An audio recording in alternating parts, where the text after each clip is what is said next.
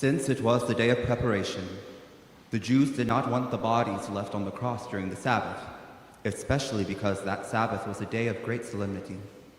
So they asked Pilate to have the legs of the crucified men broken and the bodies removed.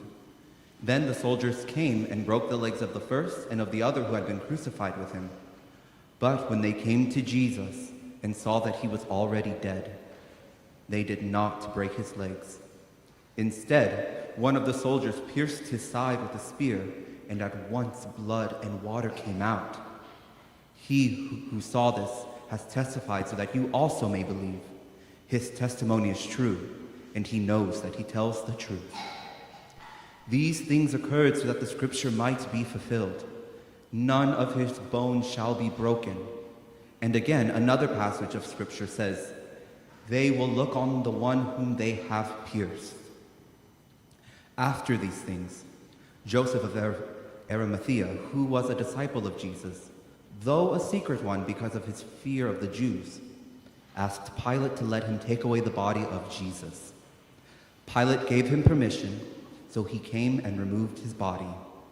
Nicodemus, who had first come to Jesus by night, also came, bringing a mixture of myrrh and aloes, weighing about 100 pounds.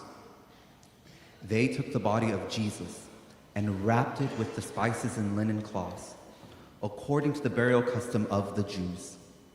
Now there was a garden in the place where he was crucified, and in the garden there was a new tomb in which no one had ever been laid. And so, because it was the Jewish day of preparation, the tomb was nearby, and they laid Jesus there.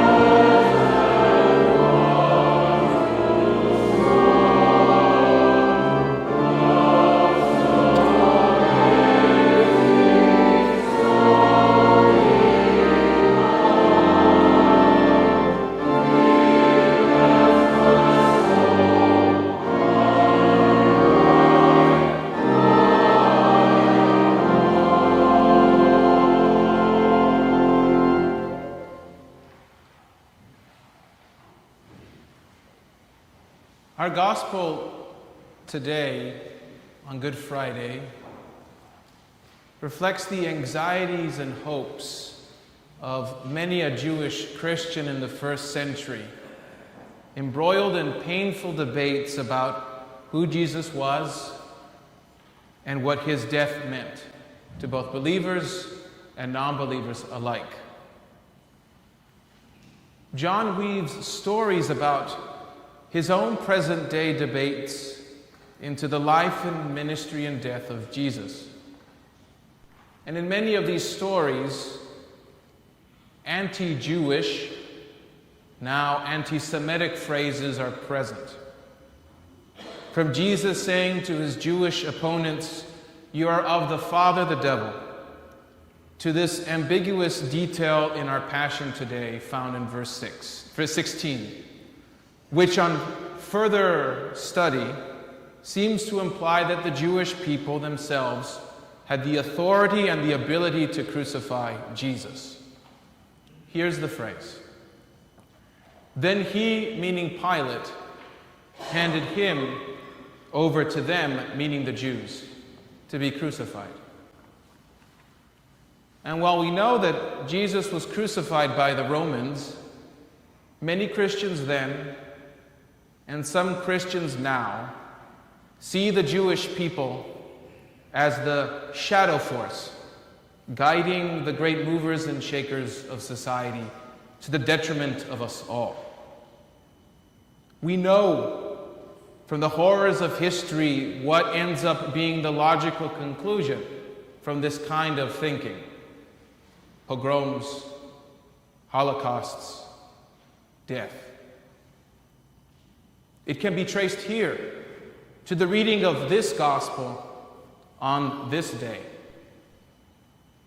Christians of every age have felt deep anguish and guilt on this day. Anguish over the kind of death Jesus endured, and guilt because of a theological lie that each of us, through our own moral failing, killed God. How easy is it then for people to cast aside their anguish and guilt by making the Jewish people, really any people that seem to elicit in us the feelings of guilt and anguish, scapegoats? Every writer, theologian, pastor, deacon, bishop, believer, all of us, attempt to make sense of Jesus' death.